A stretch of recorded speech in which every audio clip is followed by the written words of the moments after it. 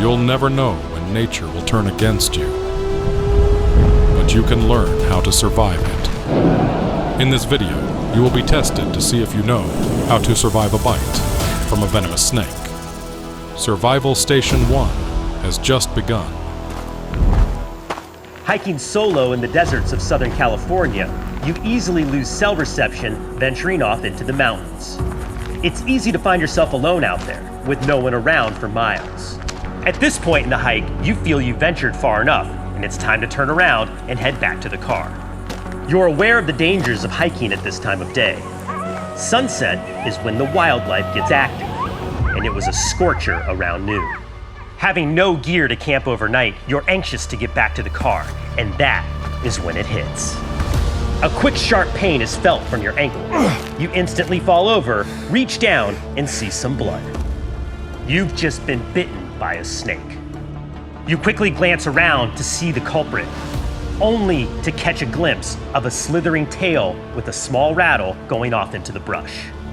Time to assess. What do you do next at Survival Station 1? Do you run for it?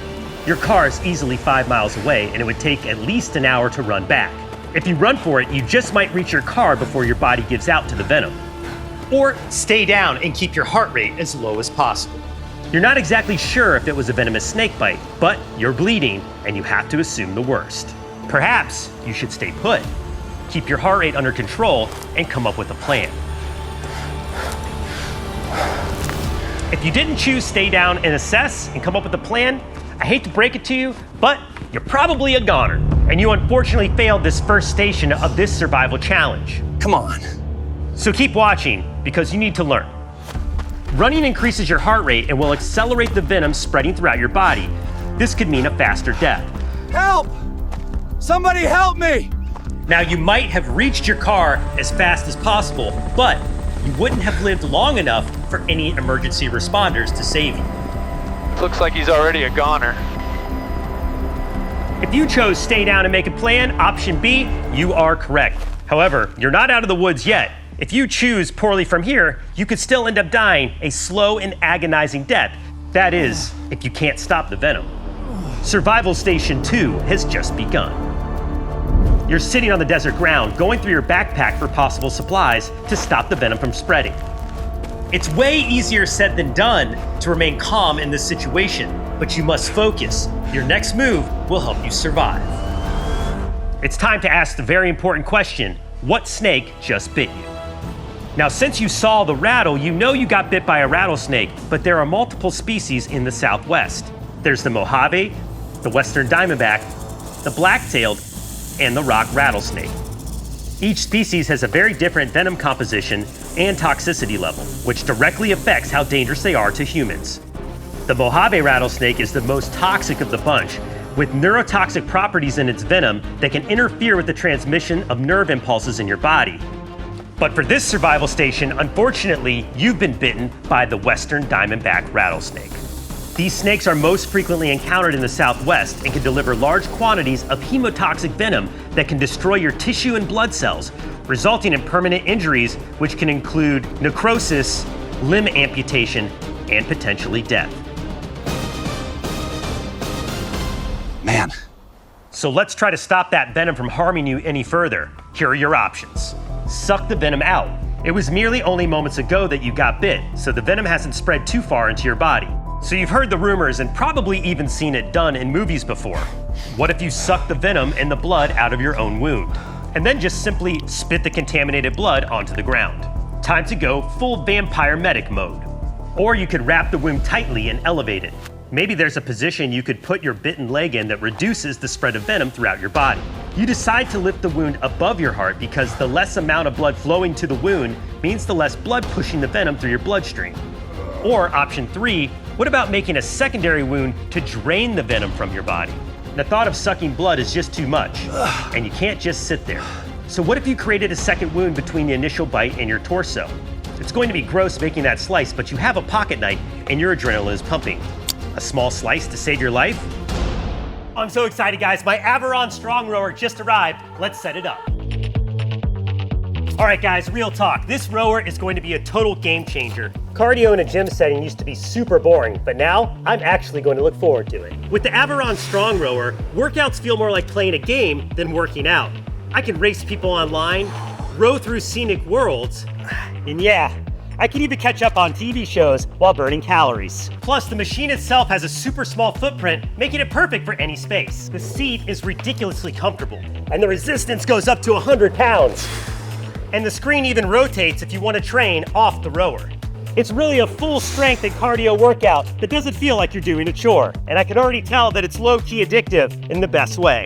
And best of all, Averon has their best prices of the year right now. Plus, you can get an extra $50 off their products by using the code BRAVE50. So hit the link in the description or scan this QR code on screen to start a brand new fitness adventure today. All right, back to the action.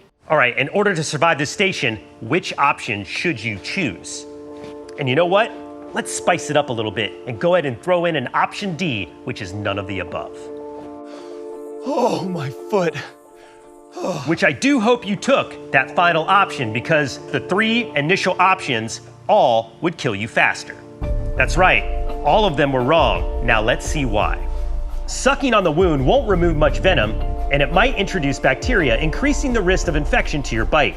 On top of that, if you have cuts or sores in your mouth, you just put venom into your bloodstream, inside your head. Seriously? Putting you at a greater risk of death.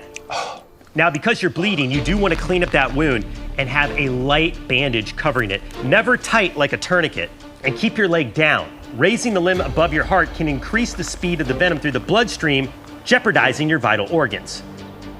Finally, making a secondary wound to let the blood drain does not stop the venom from spreading. Within minutes, the venom is already deeply in your tissues and even your lymphatic system, not just your blood. So keep the pocket knife handy only for cutting apple slices.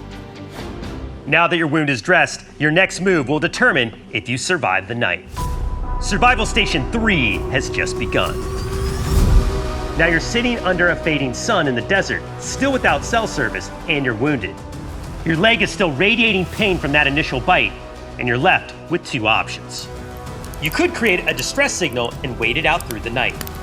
You have some supplies to start a fire, but you're also not sure if you should sleep, given the venom is still radiating through your system. Or do you venture out to try to find cell service and call for help?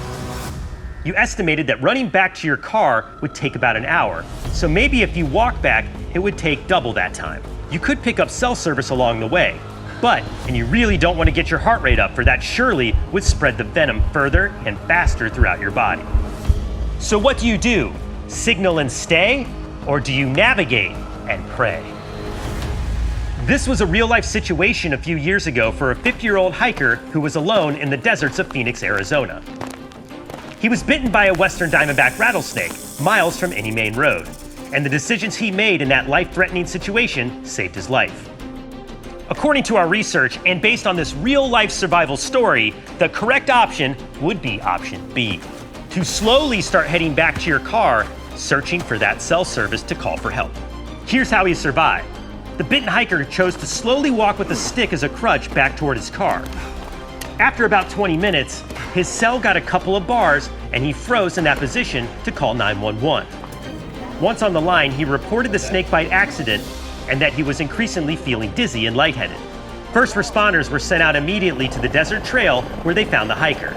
After arriving to the hospital, he was administered with the correct rattlesnake antivenom, and he survived.